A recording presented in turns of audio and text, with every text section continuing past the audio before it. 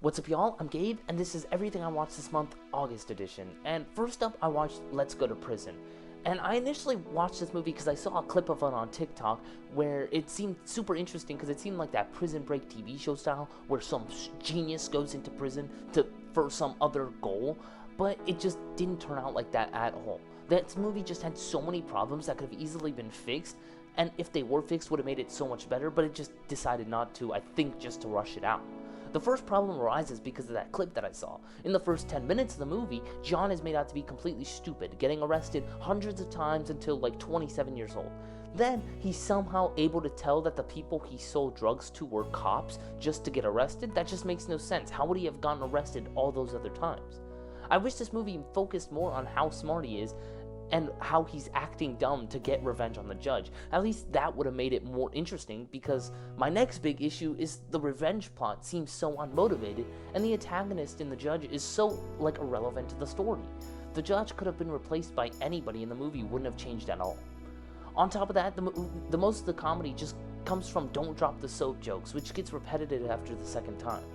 The honest only saving grace for this movie were the intro scenes where he describes prison statistics and show different ways to interpret them, and Bob Odenkirk.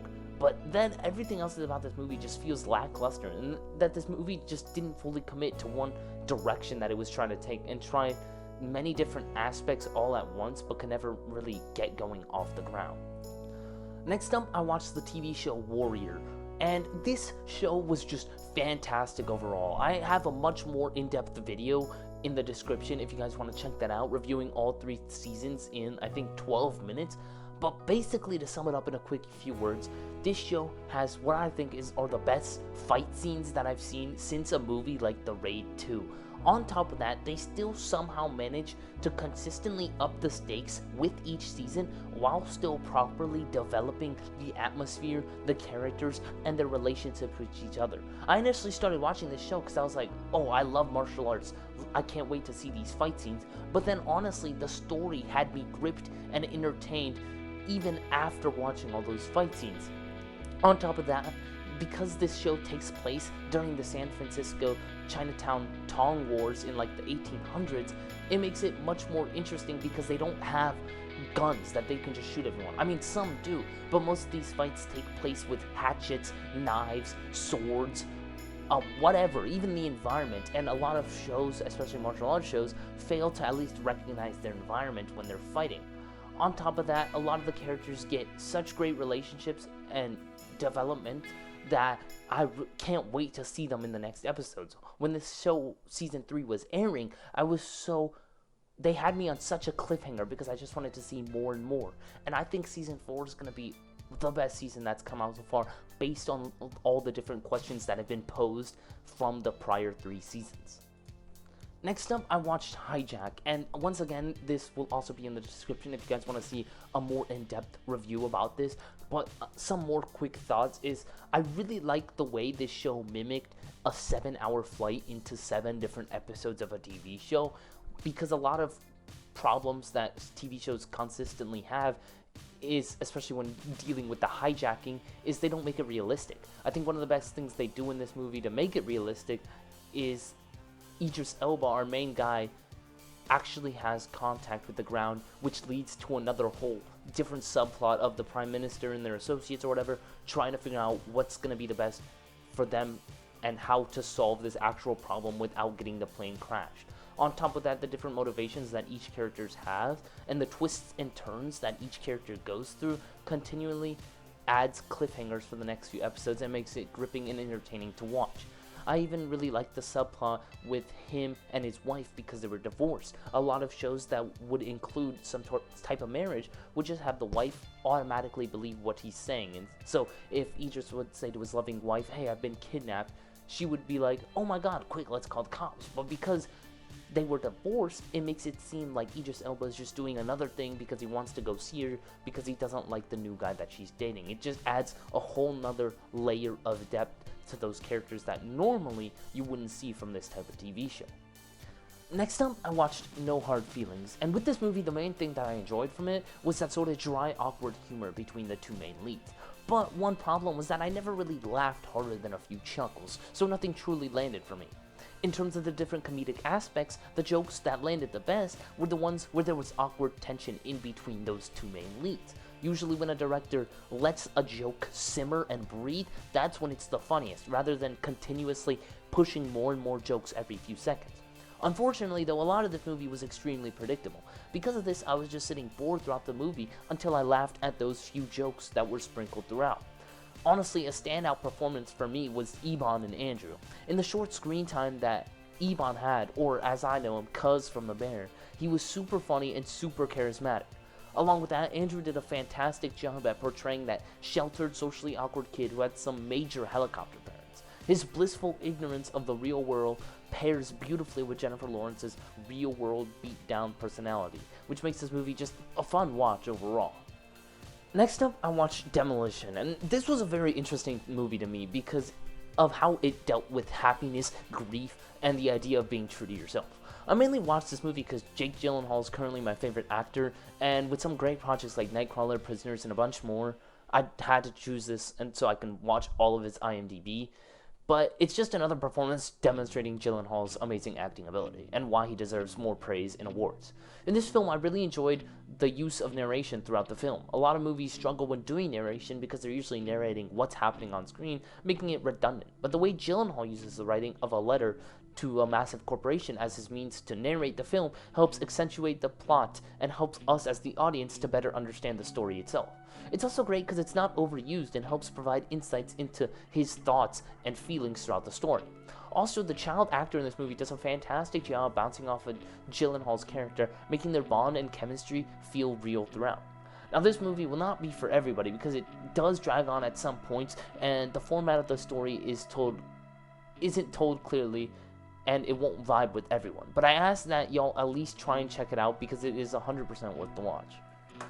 Next up, I watched Let's Be Cops, and the worst thing I have to say about this movie is the fact that I watched this movie while drunk with a few of my buddies, and we barely laughed, and honestly spent more time talking about whatever than actually paying attention to the plot points of this movie. Because the premise of the movie sounds interesting, a bunch of people pretending to be cops, obviously you can imagine, will lead them into a bunch of interesting scenarios.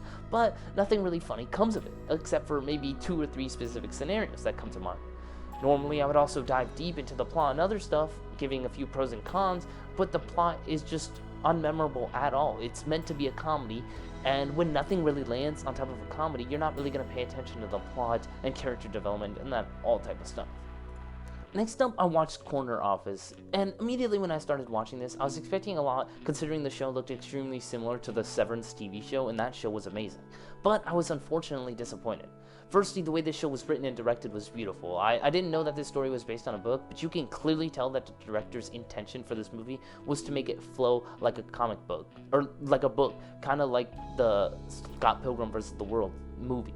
But immediately you can start to notice things like the way that the narrator speaks or the cinematography, which is likened to the way that many writers write in novels. However, that's as far as my praise goes for this movie.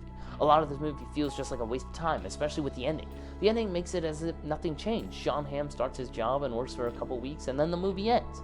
The characters don't go through any arcs because they all just revert back to their original personalities, and at the end of the movie all the characters' dialogue feels irrelevant after the first few minutes of establishing their actual personalities. This makes the movie ultimately boring to watch. A good way to tell if a movie is boring is if you can increase the speed at which you're watching it and with nothing changes. A good movie for me to compare this to would be Inside with Willem Dafoe.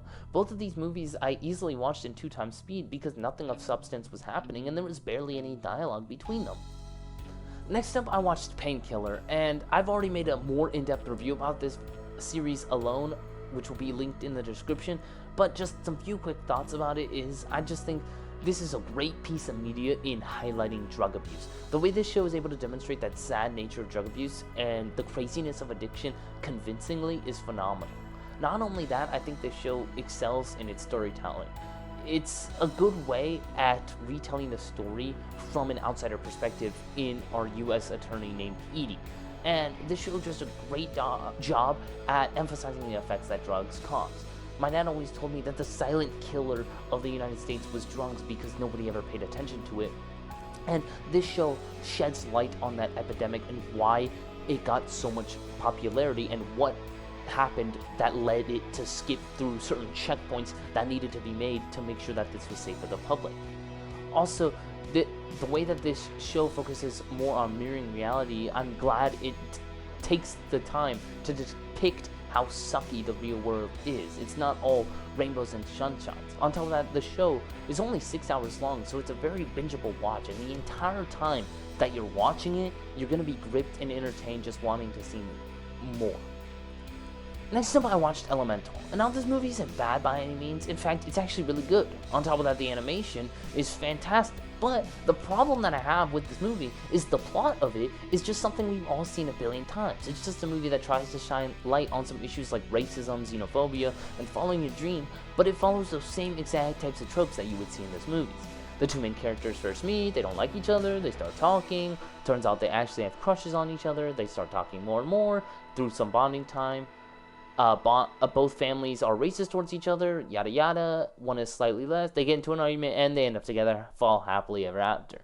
But the big problem with that is it's just a retelling of those same better done stories in a cool animated way.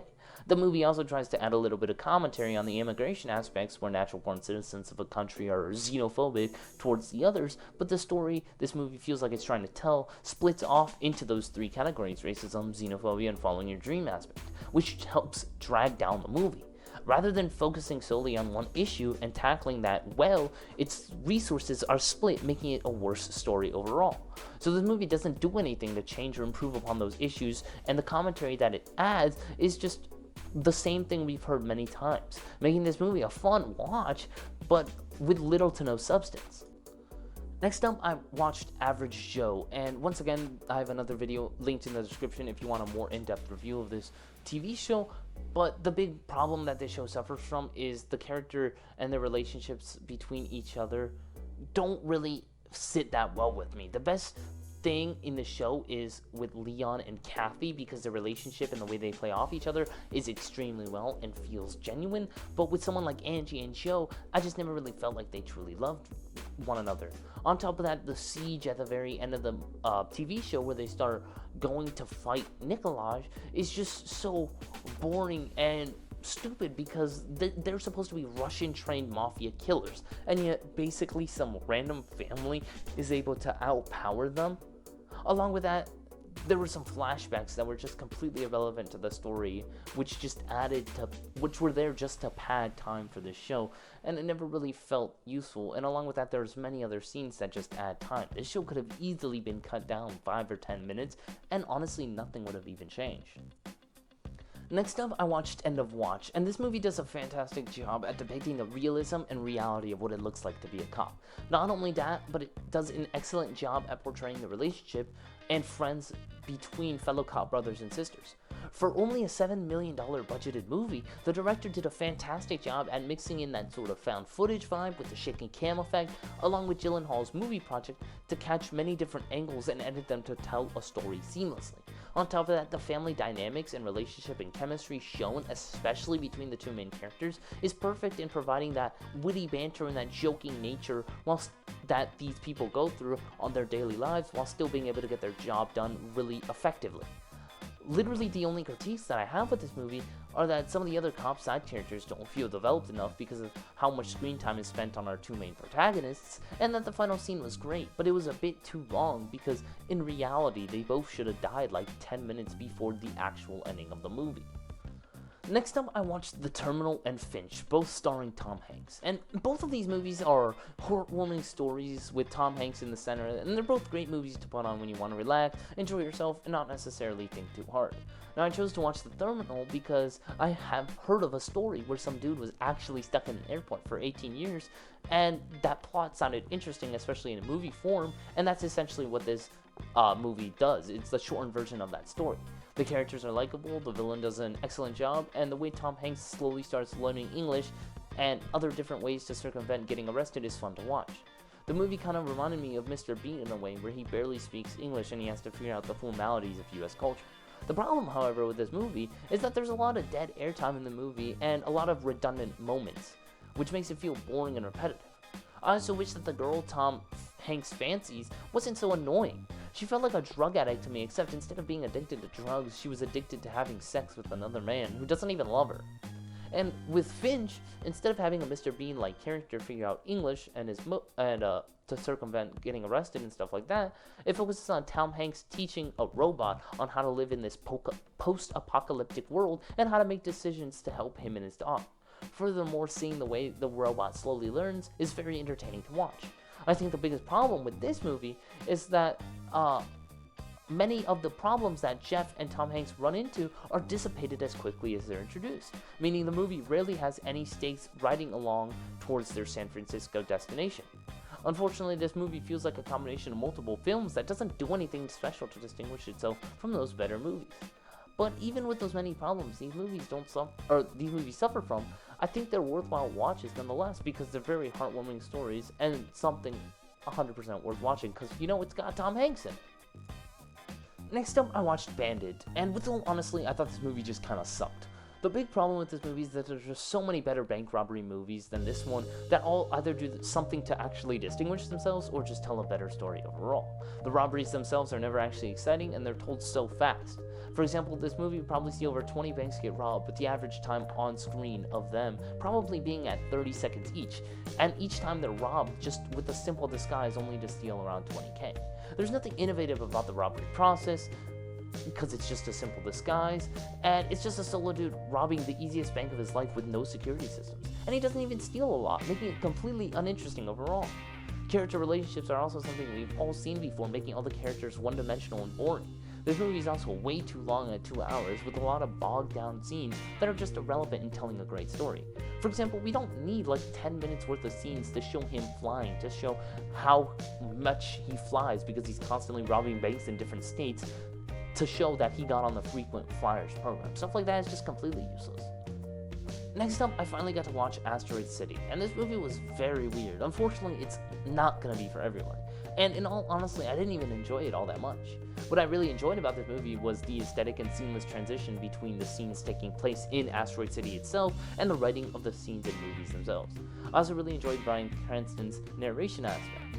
However, one big problem is that this movie was way too long. Oftentimes, Wes Anderson likes to sit on shots, which normally adds like a second or so, but when you do it for almost every cinematic shot, it makes the movie feel slow and boring. The story never really gripped me as well, and it just felt like it wanted to show me a few random people's stories that slightly intertwine with each other. And finally, the last movie I watched this month was Cobweb. And literally the only reason I watched this movie was because I saw a clip of Anthony Starr. In case y'all don't know, he's Homelander from The Boys. And honestly, Anthony himself, I feel like, is scarier than the evil protagonist or whatever. And that's just because Anthony Starr does a fantastic job at being so scary. Because I'm so used to him being a murderous superhero, that's all I can literally think about. And he's an absolute scene stealer every time that he's on screen, even though he's only on screen for like 20 minutes, it felt like. His presence is unreal, and I can 100% understand the casting choice, and I wouldn't be surprised if he gets picked for a lot more horror movie villains in the future. The big problem, however, for me, is that this movie feels like Insidious, where it's sort of unrealistic, some of the stuff that happens, and most of the scares are all extremely predictable, ruining the actual scariness of it. I also felt as if the substitute teacher's character felt a bit out of place, because I couldn't get it out of my mind that why would a substitute teacher, who's only usually teaching for one class or so, why is she all up in this kid's business? It just made no sense to me. And that was everything I watched this month. If you're still here, thanks for watching, and if you liked this video, hit that like and subscribe for more. Bye guys!